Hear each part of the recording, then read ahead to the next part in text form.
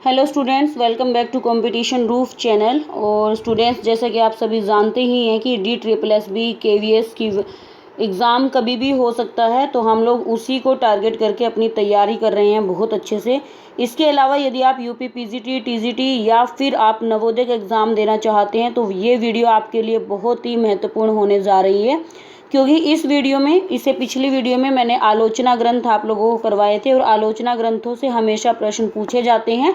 मैंने आप लोगों को बताया था कि आलोचना किसे कहते हैं, आलोचना ग्रंथ किस किस ने लिखे हैं। मैंने 2 युग आपको करवा दिए थे, भारतेंदु युग करवा दिया था और द्विवेदी युग करवा दिया था। आज हम जो है शुक्ल युग पढ़ेंगे और शुक्लेतर युग भी पढ़ेंगे कि शुक्ल युग में कौन कौन से महत्वपूर्ण फैक्ट आप लोगों के जो कि आपके एग्जाम में पूछे जा सकते हैं। स्टूडेंट्स, यहाँ पर कोई भी बकवास नहीं होती है इस चैनल पर, तो मैं आप लोगों को बताना चाहती हूँ कि हम बिल्कुल अपनी तैयारी को फोकस करके यहाँ पर अपनी तैयारी कर रहे हैं और आप लोग भी अपनी तैयारी बेहतर तरीके से घर पर कर रहे होंगे। आज नहीं तो कल आपका एग्ज़ाम जल्दी ही डिक्लेयर हो जाएगा, तो आप सभी अपनी तैयारी को बहुत अच्छे से कीजिए, यही मैं आप सभी को कहना चाहती हूँ। तो चलिए आज की वीडियो शुरू कर लेते हैं। शुक्ल युग में विशुद्ध आलोचना, मतलब कि इस युग में जो है सबसे ज़्यादा आलोचना शुद्ध रूप में जो जिसको बोलते हैं लिखी गई है। आचार्य रामचंद्र शुक्ल की प्रथम सैद्धांतिक आलोचना काव्य में रहस्यवाद निबंध को माना जाता है। ये आपको याद रखना है, काव्य में रहस्यवाद जो इन्होंने एक निबंध है, इसको सैद्धांतिक आलोचना माना जाता है। आचार्य रामचंद्र शुक्ल की प्रमुख आलोचनात्मक कृतियां देख लेते हैं। गोस्वामी तुलसीदास पर इन्होंने लिखा है जयसी ग्रंथावली, ये जो है एग्जाम में पूछा गया है पहले। भ्रमर गीतसार पर और रस मीमांसा तो बहुत ही बार इनका ये आलोचनात्मक ग्रंथ बहुत ही बार एग्जाम में पूछा गया है, तो भूलना नहीं, आप लोगों को ईयर भी इसका याद कर लेना है। रस मीमांसा आचार्य रामचंद्र शुक्ल की सैद्धांतिक आलोचना है। इससे पहले मैंने आप लोगों को बताया था कि सैद्धांतिक आलोचनाएं क्या होती है, तो आप पिछली वीडियो जाकर देख लीजिए।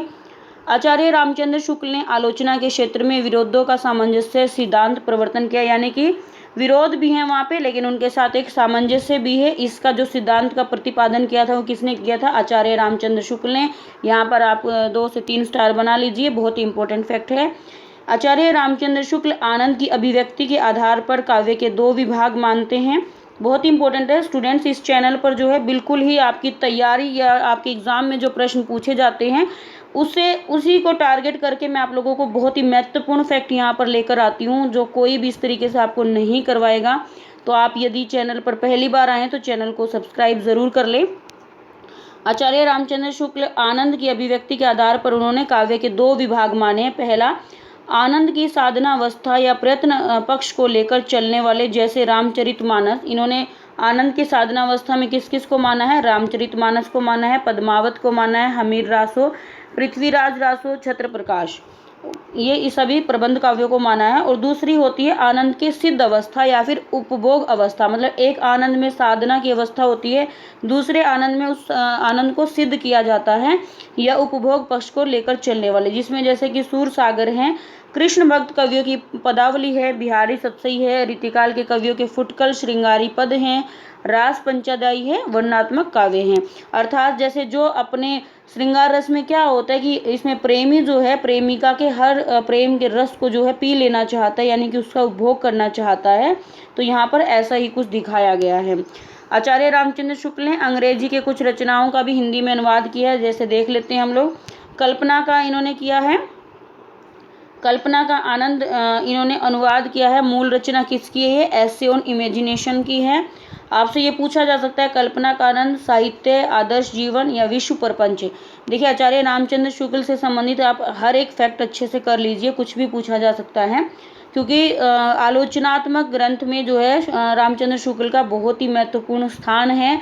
इन्होंने सैद्धांतिक आलोचनात्मक पक्ष का जो सिद्धांत है वो इन्होंने ही प्रतिपादित किया है बहुत अच्छे तरीके से। आप इसको तैयार कर लीजिए। तो कल्पना का आनंद किसका है? एसे ऑन इमेजिनेशन के। नेट में कई बार पूछा जा सकता है। लिटरेचर साहित्य के नाम से। प्लेन लिविंग हाई थिंकिंग, आदर्श जीवन, मतलब कि प्लेन लिविंग सादा जीवन उच्च विचार जिसको हम बोलते हैं, उसका इन्होंने आदर्श जीवन नाम से किया है। रिडल ऑफ द यूनिवर्स विश्व प्रपंच के नाम से किया है। जयशंकर प्रसाद ने काव्य और कला तथा अन्य निबंध में कुछ आलोचनात्मक निबंध भी लिखे हैं। जयशंकर प्रसाद ने लिखा है काव्य आत्मा की संकल्पनात्मक अनुभूति है। ये पंक्तियाँ जो है पूछी जा सकती है, भूलना नहीं है, जयशंकर प्रसाद ने ये बोला है। आत्मा की मनन शक्ति की वह असाधारण अवस्था का श्रेय जो श्रेय सत्य को उसके मूल चारुत्व में सहसा ग्रहण कर लेती है, काव्य में संकल्पनात्मक अनुभूति कही जा सकती है। चलिए आगे बढ़ते हैं।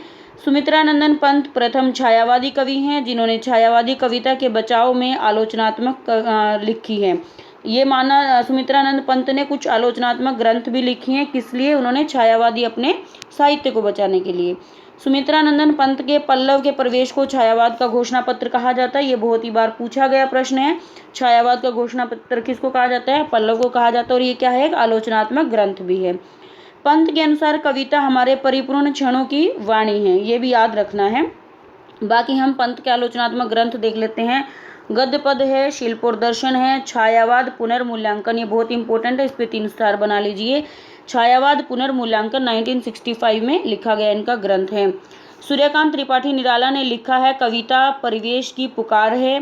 देखिए स्टूडेंट्स, यहाँ पे कुछ बहुत सभी चीज़ों का मिक्सचर मैं आप लोगों को करवा रही हूँ कि इसमें कुछ ग्रंथ भी बहुत महत्वपूर्ण है, उनसे संबंधित कही गई कुछ पंक्तियाँ भी बहुत ही इंपॉर्टेंट है, जो हिंदी साहित्य से संबंधित किसी भी आपके विषय में कहीं पर भी पूछी जा सकती है, तो आपको बहुत अच्छे से करना है इसको। सूर्यकांत त्रिपाठी निराला की प्रमुख आलोचनात्मक, यहाँ पे सूर्यकांत त्रिपाठी निराला ने भी कुछ लिखी हैं आलोचनात्मक कृतियाँ। सुमित्रानंद पंत ने भी लिखी है, जैसे इन्होंने रविंद्र कविता कानन लिखी है, पंत और पल्लव लिखी है और प्रबंध पद लिखा है।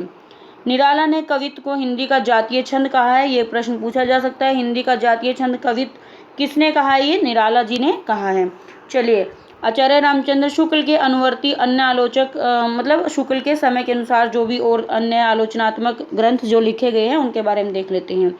कृष्ण शंकर शुक्ल जी ने लिखा है केशव की काव्य कला, कविवर रत्नाकर पर इन्होंने लिखा है। विश्वनाथ प्रसाद मिश्र ने काव्यांग कौमुदी पर लिखा है। बिहारी की वाग विभूति, वांग्मय विमर्श पूछा जा सकता है। गोसाई तुलसीदास, हिंदी में नाट्य साहित्य का विकास। उसके अलावा जो है कबीर का रहस्यवाद किसने लिखा है? रामकुमार वर्मा ने, पूछा जा सकता है। विद्यापति पे जनार्दन मिश्र जी ने लिखा है, तो ये भी आपको अच्छे से याद कर लेना है। अब अन्य भी देख लेते हैं कुछ। जगन्नाथ प्रसाद भानु ने रस रत्नाकर पर लिखा है और अलंकार दर्पण पे भी लिखा है। गुलाब राय ने नवरस पर लिखा है, सिद्धांत और अध्ययन और काव्य के रूप लिखे हैं। रमाशंकर रसाल ने अलंकार पीयूष, नाट्य दर्पण और आलोचना दर्श, और आलोचना दर्श जो है पूछा जा सकता है। किशोरीदास वाजपेयी ने रस और अलंकारों पर लिखा है। किशोरी जो है रस पी लेती है अलंकारों का, इस तरीके से आप याद कर लीजिए। पदम लाल पुन्नालाल बख्शी ने विश्व साहित्य और विश्व साहित्य विमर्श पर लिखा है। सेठ गोविंदास ने नाट्यकला मीमांसा पर भी लिखा है। अब हम जो है पढ़ेंगे शुक्ल युग के पश्चात जो कुछ आलोचनात्मक ग्रंथ लिखे गए और उनसे संबंधित महत्वपूर्ण तथ्य है, जिसको हम समालोचना बोल सकते हैं। आचार्य शांतिप्रिय द्विवेदी महत्वपूर्ण प्रभाववादी समीक्षक हैं। शांतिप्रिय द्विवेदी ने गांधी और रविंद्र की मानवतावादी दृष्टि को छायावाद की केंद्रीय चेतना बिंदु माना है। शांतिप्रिय द्विवेदी की प्रमुख समीक्षा कृति है सामयिकी, हमारे साहित्य निर्माता और संचारणी। आचार्य नंद दुलारे वाजपेयी को समन्वयशील, स्वच्छंदतावादी एवं सौष्ठववादी आलोचक माना जाता है। ये फैक्ट आप याद कर लीजिए आचार्य नंद दुलारे वाजपेयी से। नंद दुलारे वाजपेयी ने सर्वप्रथम छायावाद को मानवीय और सांस्कृतिक प्रेरणा के रूप में व्याख्यायित किया था। नंद दुलारे वाजपेयी ने बहुत सारी रचनाएं लिखी हैं और इनसे संबंधित आप सारी रचनाएं याद कर लीजिए, क्योंकि यहाँ से प्रश्न कोई ना कोई हमेशा पूछा जा सकता है। हिंदी साहित्य 20वीं शताब्दी बहुत बार पूछा गया नंद दुलारे जी का। जयशंकर प्रसाद पर इन्होंने लिखा है, प्रेमचंद जी पे लिखा है। आधुनिक साहित्य महाकवि सूरदास पे लिखा है। निराला, नई कविता कवि सुमित्रानंदन पंत, यानी इन्होंने छायावादी कवियों पे तो लगभग इन्होंने लिखा ही है, ये आप लोगों को याद रखना लेना है। नंद दुलारे वाजपेयी ने जी क्या किया है?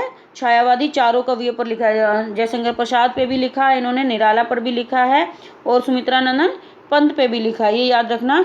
और उसके अलावा इन्होंने किस पर लिखा है? इन्होंने प्रेमचंद जी पे लिखा है, महाकवि सूरदास पे भी लिखा है। रस सिद्धांत, साहित्य का आधुनिक युग, आधुनिक साहित्य सृजन और समीक्षा, रीति और शैली, नए साहित्य नए प्रश्न, ये जो है इस बार भी प्रश्न पूछा गया था केवीएस पीजीटी 2018 वाले एग्जाम में। डॉक्टर नगेंद्र को रसवादी आलोचक माना जाता है, बहुत ही महत्वपूर्ण फैक्ट है ये। रसवादी आलोचक किसे माना जाता है? केवीएस 2013 के एग्जाम में पूछा गया प्रश्न है, आप उसे हल कर सकते हैं। इनकी आलोचना में भारतीय और पाश्चात्य का समन्वय मिलता है। डॉक्टर नगेंद्र की हम देख लेते हैं। उन्होंने पंत पर लिखा है, साकेतिक अध्ययन पर लिखा है, देव और उनकी कविता पर भी लिखा है, रीति काव्य की भूमिका, यह प्रश्न पूछा गया है। राम की शक्ति पूजा, जो कि किसने लिखी है राम की शक्ति पूजा, आप मुझे कमेंट बॉक्स में बताइए, आप लोगों का भी होमवर्क होता रहेगा। इस पर भी इन्होंने लिखा है। हिंदी साहित्य की प्रवृत्तियाँ, शैली विज्ञान, आधुनिक कविता की मुख्य प्रवृत्तियाँ, भारतीय समीक्षा और आचार्य शुक्ल की काव्य दृष्टि, रस सिद्धांत, इस पर भी इन्होंने लिखा है। नई समीक्षा, नए संदर्भ पूछा जा सकता है। कामिनी के अध्ययन की समस्याएं, ये बहुत ही इंपॉर्टेंट ग्रंथ है इनके, आपको स्टार बना लेना है।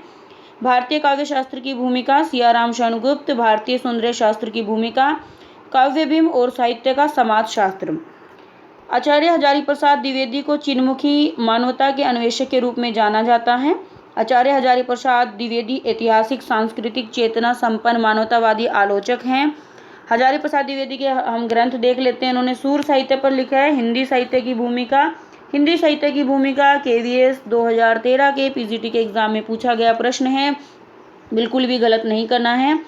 कबीर 1941 में। हिंदी साहित्य का आदिकाल, बहुत ही इंपॉर्टेंट रचना है। हिंदी साहित्य का आदिकाल किसने लिखा है? हजारीप्रसाद द्विवेदी ने। कालिदास की लालित्य योजना, मध्यकालीन बोध का स्वरूप भी ये रचना पूछी गई है, जो 1970 में इनके द्वारा लिखी गई थी। इसके अलावा हम देख लेते हैं, बाकी कुछ पूछी जा सकती है, जैसे जगन्नाथ शर्मा ने लिखी है कहानी का रचना विधा, हिंदी गद्य शैली का विकास किस तरीके से हुआ। डॉक्टर देवराज की वेरी वेरी इंपॉर्टेंट है, छायावाद का पतन, बहुत बार पूछी गई रचना है। साहित्य चिंता, आधुनिक समीक्षाएं, प्रतिक्रिया, इसको आपको बिल्कुल भी भूलना नहीं है। डॉक्टर देवराज उपाध्याय की साहित्य का मनोविज्ञान, यदि उपाध्याय लग गया तो मनोविज्ञान याद रखना है, और इसके अलावा बाकी सारी रचनाएं किसकी है? डॉक्टर देवराज की हैं। इला चंद्र जोशी की पूछी जा सकती है। साहित्य सर्जना पूछी गई है, साहित्य सर्जना, विवेचना, विश्लेषण, देखा परखा। नलिन विलोचन शर्मा की दृष्टिकोण, मानदंड, साहित्य का इतिहास दर्शन, हिंदी उपन्यास विशेषता, प्रेमचंद, दिनकर और उनकी काव्यकृतियाँ। दिनकर जी पे याद रख लीजिए, दिनकर जी पे पूछी जा सकती है, किसने लिखी है? विलोचन शर्मा ने। छायावाद और प्रगतिवाद, इन दोनों पर किसने लिखा है? विलोचन शर्मा जी ने लिखा है। हिंदी आलोचना में इलाचंद्र जोशी को मनोविश्लेषणवादी आलोचना का जनक माना जाता है। आप समझ ही गए होंगे, मनोविश्लेषणवादी 3 महत्वपूर्ण लेखक हुए हैं, इलाचंद्र जोशी, अज्ञे और उसके अलावा जैनेन्द्र जी। इन तीनों को याद रखना, ये भी प्रश्न पूछ लिया जाता है। शुक्लोत्तर युग की कुछ शास्त्रीय समीक्षा से संबंधित भी आलोचनात्मक ग्रंथ लिखे गए हैं। शास्त्रीय समीक्षा आप समझ ही गए होंगे, जिनमें पूरे व्याकरण संबंधी नियमों का ध्यान रखा जाता है, हर चीज़ को सिद्धांतों के अनुसार देखा जाता है, उसी को हम शास्त्रीय समीक्षा बोलते हैं। जैसे काव्य शास्त्र, काव्य मनीषा, पाश्चात्य काव्य शास्त्र, डॉक्टर भागीरथ मिश्र जी ने लिखा है। औचित्य दर्शन, रस विमर्श, लक्षणा और उसके हिंदी काव्य में प्रसार, काव्यत्व विमर्श। तो आप सभी के लिए बहुत ही महत्वपूर्ण आज मैंने फैक्ट आप सभी को उपलब्ध करवाए हैं। तो मुझे नहीं पता, ये वीडियो बहुत ज़्यादा शेयर हो जानी चाहिए स्टूडेंट्स, ताकि इसका जो फ़ायदा है अधिक से अधिक लोगों को मिले। और यदि मैं आप लोगों की तैयारी में थोड़ी भी सहायता कर पा रही हूँ, तो आप भी मेरा मनोबल बढ़ाने के लिए कृपया वीडियो को शेयर कर दें। और यदि आपने इससे पहले की आलोचना ग्रंथ नहीं देखे हैं, तो वो भी आप पिछली वीडियो में जाकर देख सकते हैं। और मिलते हैं स्टूडेंट नेक्स्ट वीडियो में। इसी प्रकार तथ्यों से संबंधित छोटी छोटी वीडियोस मैं आप लोगों के लिए लेकर आती रहूँगी। और इसके अलावा आप हमारी हिंदी साहित्य की हमारी जो है NCERT की सीरीज़ को फॉलो कर सकते हो। मैंने 8th क्लास से NCERT के कुछ लेसन्स उपलब्ध करवाए हुए हैं, आप वहां से वो भी वीडियोस हल कीजिए, क्योंकि KVS में डायरेक्ट NCERT से भी प्रश्न हमेशा पूछे जाते हैं। अपनी तैयारी को बेहतर कीजिए, क्योंकि अब लॉकडाउन धीरे धीरे ओपन हो रहा है, तो आने वाले समय में आपको वैकेंसीज अच्छी देखने को मिल सकती हैं टीचर से संबंधित। अभी धीरे धीरे DSSB ने भी कुछ रिज़ल्ट घोषित कर दिए हैं, और कुछ और भी रिज़ल्ट जो हैं धीरे धीरे आ रहे हैं। नवोदय ने भी अपने रिज़ल्ट अभी जारी कर दिए हैं। अभी इंटरव्यू का प्रोसेस भी जल्दी शायद जून के बाद देखने को आप लोगों को मिल जाएगा। तो अपनी तैयारी में जो भी आपकी अभी तक कमियां रह गई है, या फिर आप अपनी तैयारी को बहुत अच्छे तरीके से अभी तक नहीं कर रहे हैं, तो बहुत अच्छे तरीके से आप उसको शुरू कर दीजिए, क्योंकि आप लोगों का समय बहुत ही आपके पास आने वाला है। तो जय हिंद, मिलते हैं अगली वीडियो में। वंदे मातरम।